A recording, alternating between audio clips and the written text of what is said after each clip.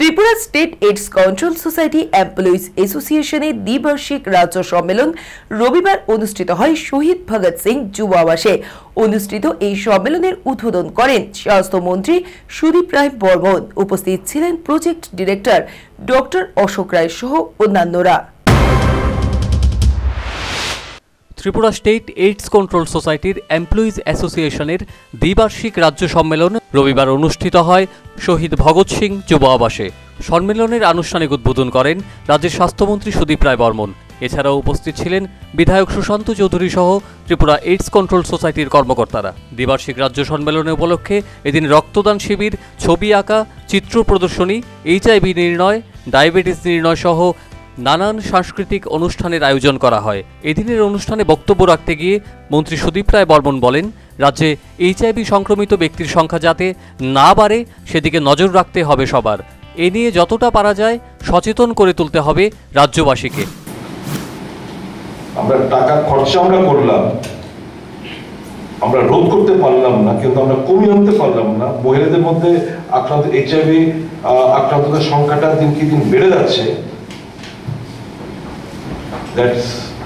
It's a matter of concern. It's a matter of concern for each one of us. I hope all of you, putting your heads together, will find out some ways and means to ensure that the spot which you are observing in, or the hike in the number of HIV infected patients. প্রসঙ্গত, Tripura state AIDS control সোসাইটির তথ্য অনুযায়ী গত April মাস পর্যন্ত রাজ্যে AIDS রোগীর সংখ্যা 1206 জন। এর মধ্যে 54% পুরুষ এবং 42% মহিলা।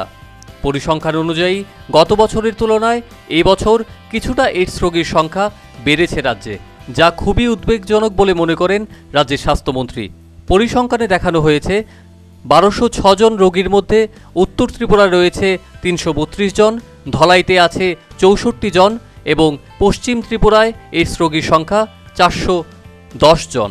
1989 সালে রাজ্যে প্রথম Tripura state AIDS control society গঠন হওয়ার পর থেকে এখনও পর্যন্ত প্রায় 2500 এইডস রোগীর পাশে দাঁড়িয়েছে সোসাইটির কর্মকর্তারা।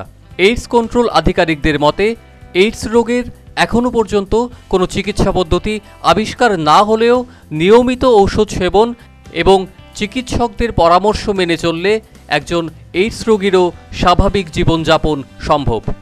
Bureau report, news vanguard.